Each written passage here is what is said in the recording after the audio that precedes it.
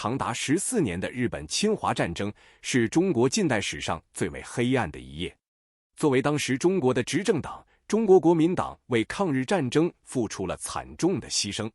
然而，在中共党史的叙事中，中共才是中国人民抗日的领导者，一直被称为中国抗日战争的中流砥柱。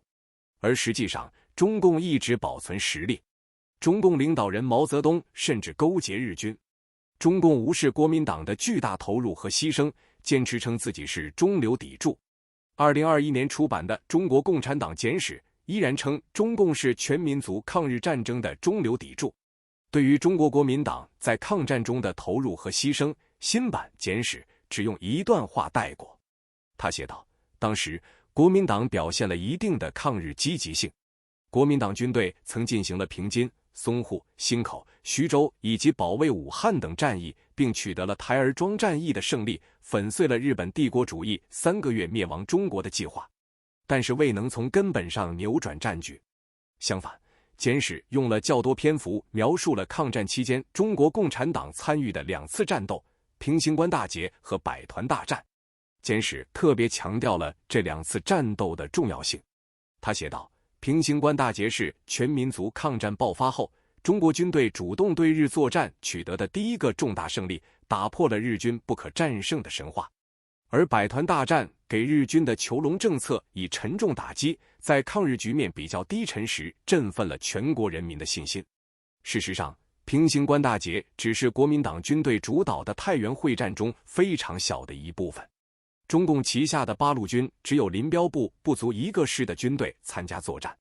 简史强调歼灭日军1000人，但没有提到太原会战中光忻口战役就打死打伤日军约2万人，创下华北战场歼敌人数最高纪录的事实。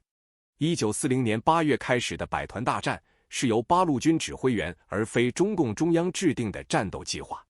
在此之前，中共中央只批准了小规模战斗，兵力约23个团。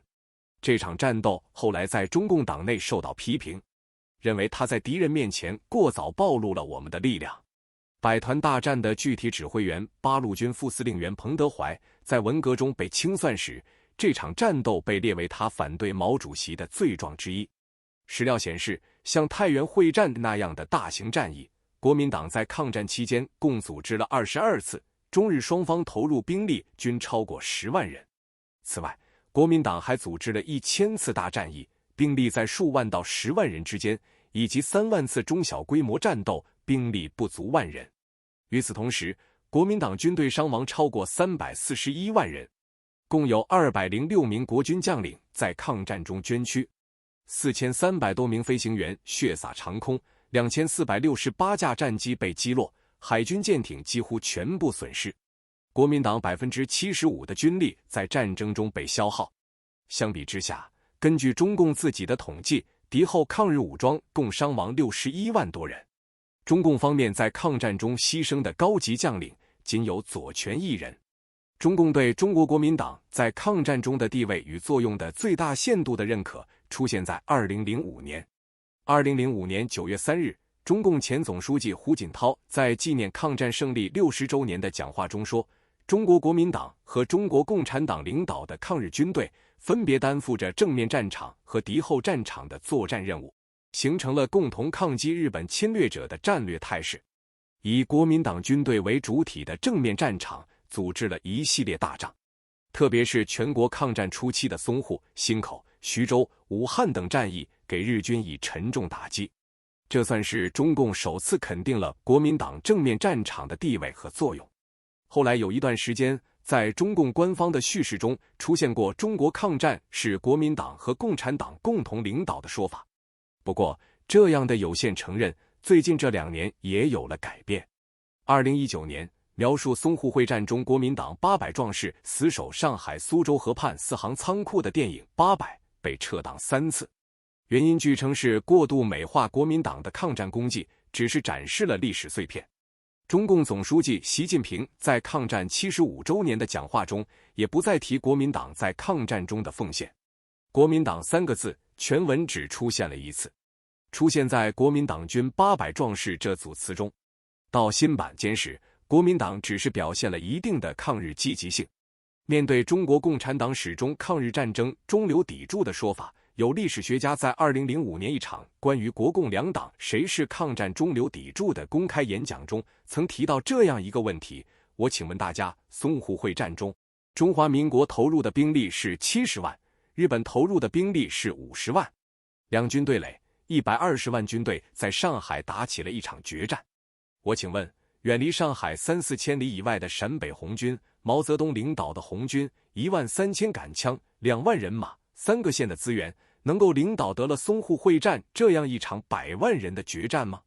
在解释中共中流砥柱作用时，中共党史的专家们通常会避开上述显而易见的力量对比事实，转而强调中国共产党最早提出抗日主张并率先开展抗日斗争，是奋起抵抗日本帝国主义侵略的民族先锋。中国共产党倡导建立并坚决维护、巩固发展抗日民族统一战线，是全民族团结抗战的政治领导核心。中国共产党开辟的广大敌后战场和领导的人民抗日武装，是坚持抗战和夺取抗战胜利的决定性力量等等。那么，中国人民面临民族危亡的时刻，中国共产党人到底怎么做的？在中共的叙事中，9·18事变后，东北的抗日战争是中国共产党发挥中流砥柱作用的最早开始。中共率先提出了抗日主张，并率先开展了抗日斗争。中国共产党独立领导了东北的抗战。2017年10月，中共教育部将8年抗战改为14年抗战，将抗战的起点从1937年的7·7事变提前到1931年的9·18事变。外界认为，此举是为了凸显中共对东北抗日的领导权，试图抢夺抗战战争的话语权。中共的确在9·18事变后发表了5份反对日本侵略的文件。1932年，远在江西瑞金的中华苏维埃共和国也确实对日宣战。然而，这些并不能证明中共领导了东北的抗日行动。东北的抗日行动最初是由东北抗日义勇军进行的。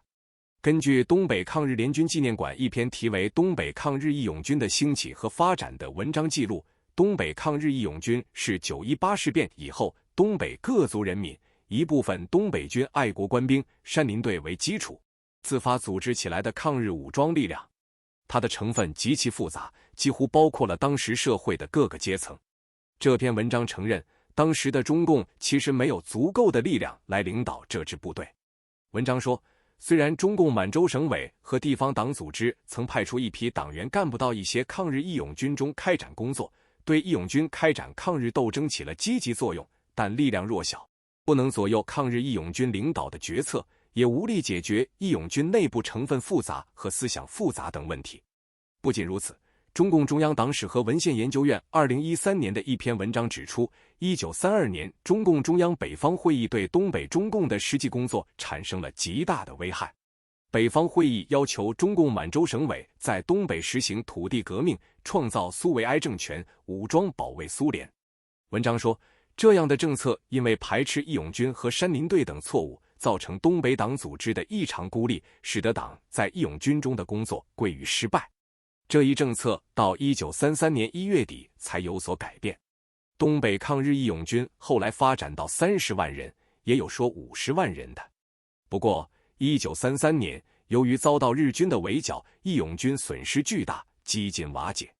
1936年2月，中共满洲省委依照共产国际的指令，将所属部队以及义勇军残部联合起来，组建了东北抗日联军。东北抗日联军最壮大的时候，人数差不多3万人，规模不到义勇军时期的1/10。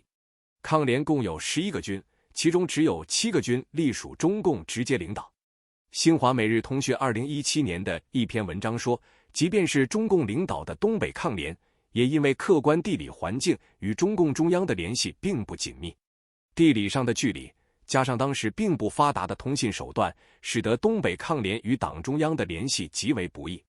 文章还说，由于同一时间上海党中央机关被叛徒严重破坏，以及随后中央红军的长征，则让抗联与党中央的联络彻底中断，成了没娘的孩子。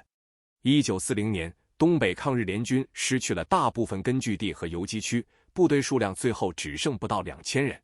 这支队伍后来转向苏联求援，最后被编入苏联红军远东第88旅，也称抗联教导旅。1945年，这支队伍被苏联远东军解散。9·18事变后，中共号召推翻国民政府，武装保卫苏联。那么，从9·18事变到7·7事变的6年间，中共到底做了什么？中共中央的确在9·18事变的第3天，即1931年9月20日，发表了为日本帝国主义强暴占领东三省事件宣言。中共在宣言中谴责日军侵略，并号召工人、农民、学生、平民、士兵全体起来推翻当时领导整个中国的国民政府。同一天，中共中央代总书记王明还发表了武装保卫苏联的讲话。在这份题为由于工农红军冲破第3次围剿及革命危机逐渐成熟而产生的党的紧急任务的讲话中，中共中央给全党制定的伟大历史任务是武装保卫苏联，反对帝国主义的强盗战争。作为共产国际的一个支部，这也不是中共第一次按照共产国际的要求号召武装保卫苏联。1929年，在苏联与中国因为中国东省铁路发生武装冲突时，共产国际要求中共武装保卫苏联，并组织大规模的反对国民党和拥护苏联的群众示威。中共对此做出了积极响应。中共创始人之一陈独秀由于反对武装保卫苏联被开除出党。对早期的中共来说，中华民族并不像习近平所说的是他们要捍卫的对象，中国甚至都不是他们的祖国。中共成立的第2年就做出了如下明确的决议：苏维埃俄罗斯是世界上第一个工人和农人的国家，是无产阶级的祖国，是劳苦群众的祖国。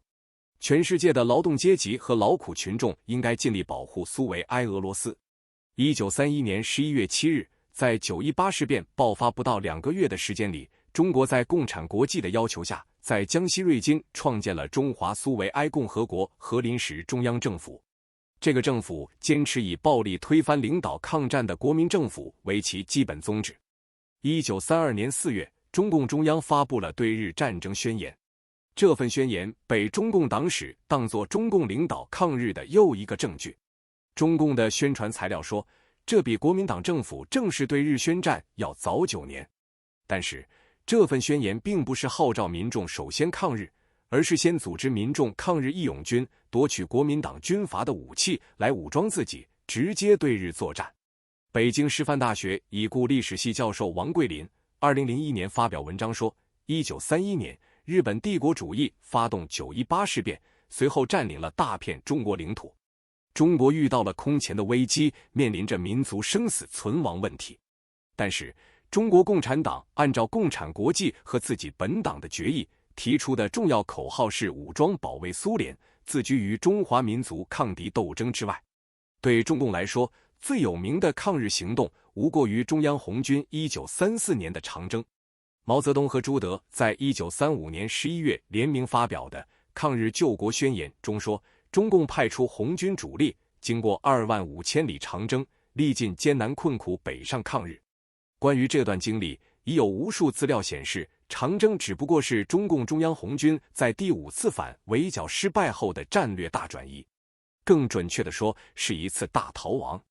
对于红军在中共军队从9·18到7·7事变之间的几年间的行动，中共如何壮大之谜的作者谢有田说，中国共产党从来不是抗日的力量，不曾向日本军队放过一枪一弹。他们所做的就是用红军打击国民政府，分散抗日的力量，或者利用民众，特别是青年学生的抗日热情，与别有用心的政客配合，煽动立即抗战，破坏国民政府的战争准备和战略决策。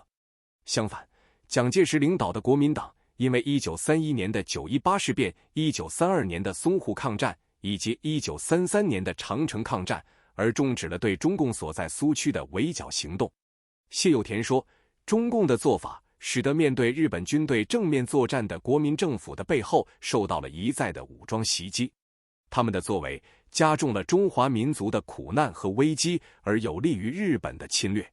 中共这种以暴力推翻国民政府为宗旨的革命策略，到1935年8月1日中共发布号召建立抗日民族统一战线的八一宣言时也没有改变。八一宣言的策略是反蒋抗日。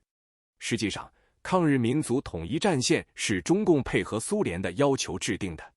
中共党史专家在谈到中共是抗日的中流砥柱时，都会强调中共首先提出了抗日民族统一战线，因此是全民族团结抗战的政治领导核心。但是，中共专家们没有提到的是，中共最初提出统一战线是源于共产国际和苏联建立反法西斯统一战线的需要。哈佛大学教授托尼·塞奇在新书中写道，这最重要的战略转变再次来自莫斯科，来自1935年7月和8月间召开的共产国际第7次代表大会。由于对德国和日本意图的忧虑日益加剧，共产国际7大呼吁建立反法西斯主义统一战线，包括所有成分、所有阶层和所有反法西斯的国家。中共宣传材料有时也会承认，根据共产国际第7次代表大会关于建立国际反法西斯统一战线的新方针，中共驻共产国际的代表王明起草了为抗日救国告全体同胞书。经过苏联和共产国际批准后，王明于1935年8月1日以中华苏维埃中央政府和中共中央的名义发表了这份宣言。这份宣言后来被称为八一宣言。八一宣言一方面号召全中国人民动员起来，停止内战，一致抗日；另一方面又呼吁大家冲破日寇蒋贼的万重压迫，勇敢地与苏维埃政府和东北各地抗日政府一起，组织全中国统一的国防政府和抗日联军。值得一提的是，当时中共中央以及毛泽东其实还在长征途中。用中共的话说，八一宣言的公布标志我党建立抗日民族统一战线的策略战线基本形成。1935年11月28日到达陕北的毛泽东和朱德联名发表抗日救国宣言，这被认为是中共确立抗日民族统一战线的标志。不过，这个战线并没有包括蒋介石。宣言指出，不论任何政治派别、任何武装队伍、任何社会团体、任何个人，只要他们愿意抗日反蒋，我们不但愿意同他们订立抗日反蒋协定，而且愿意更进一步，同他们组织抗日联军和国防政府。中共反蒋抗日的态度，直到1936年12月12日的西安事变之后，由于苏联的干预，才有所改变，转为联蒋抗日。抗日统一战线能够真正形成，西安事变是重要的转折点。因为在西安事变后，蒋介石才接受了中共的条件，而这一切的转变都源于苏联的作用。1936年12月12日凌晨，张学良和杨虎城劫持了蒋介石。中共一直强调自己是在独立自主的基础上做出了和平解决西安事变的策略。但是中国党史没有说的是，在得知蒋介石被扣押的最初，毛泽东和一些共产党人希望对蒋介石进行公审，处死蒋介石。而且中共的态度遭到了斯大林和苏联的强烈反对。苏联认为，只有中国的抗日战争才能拖住日本，减轻对苏联东部的威胁，只有蒋介石才能领导中国和日本对抗，张学良不足以代替。另外，由于共产国际和斯大林的不同意，中共中央还放弃了与张学良和杨虎城达成的建立在苏联支持基础上的西北国防政府和西北大联合计划，下决心转过来同南京政府谈判。蒋介石最终接受中共的条件，答应与其一起建立统一战线，是因为他相信苏联可以援助中国的抗战。苏联后来也确实为中国抗战提供了4年的援助。考虑到国民党军队在武力上的缺乏，来自苏联的支援非常关键。这也要求蒋介石必须与中共达成某种政治上的安排，因此他不再抵制毛泽东的要求，允许中共保留自己的根据地，也接受对中共军队改编。北方红军改编为八路军，南方游击队改编为新四军。1937年9月22日，中共中央发表《共赴国难宣言》，包括为实现三民主义奋斗、取消苏维埃化运动、取消苏维埃政权以及红军的独立性等4项条件。23日，蒋介石发表实际承认共产党合法地位的谈话，以国共合作为基础的抗日民族统一战线至此才算正式形成。蒋介石成为国际社会承认的抗战中国统帅，中共也承认为其部下。濒临绝境的中共红军因为苏联支援蒋介石抗日，从而实现了第二次国共合作，获得了难得的历史转机。在此之后，中共采取的是7分发展、2分应对、1分抗日的策略。被收编的中共并没有专注抗日，在合法的名义下，更为专注于自身发展，最终夺取了政权，推翻了国民党。偏居台湾一隅的蒋介石，多年之后对此依然不能释怀。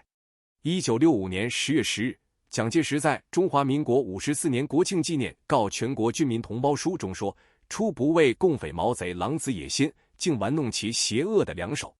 方其投降宣言莫之未干，正当日军全面入侵之际，仍公然扬言要7分发展、2分应对、1分抗日。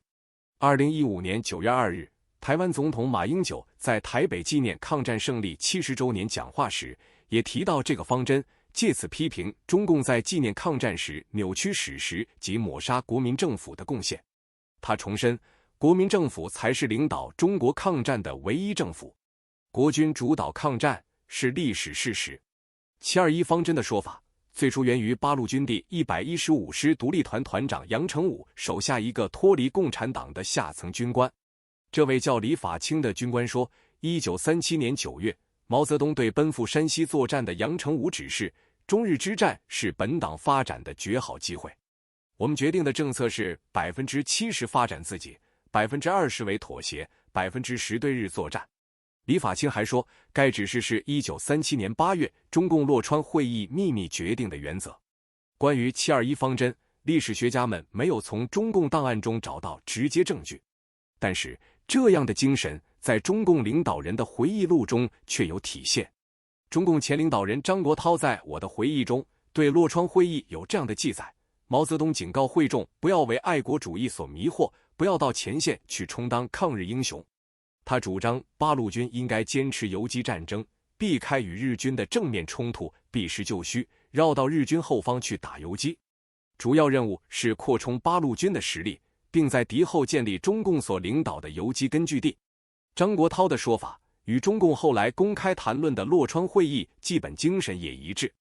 中共的宣传材料说，根据敌强我弱的形势和红军的特点，中共中央在会上确定了红军应执行的战略方针。毛泽东指出，红军的基本任务是坚持独立自主的游击战，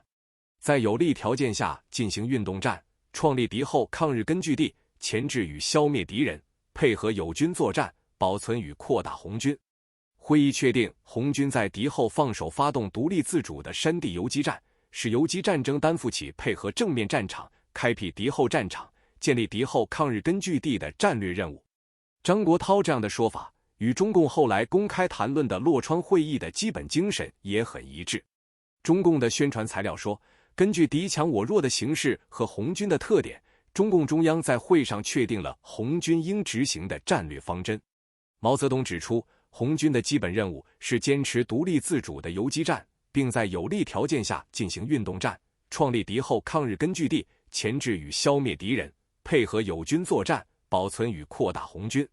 会议确定，红军在敌人后方放手发动独立自主的山地游击战，使游击战争担负起配合正面战场、开辟敌后战场、建立敌后抗日根据地的战略任务。中共一直说自己是抗战的领导者和主力军，但在14年抗战历史中，中共反复提到的只有平型关大捷和百团大战。这也可以从侧面证明，即便721的数据不完全准确，但这样的精神至少是存在的。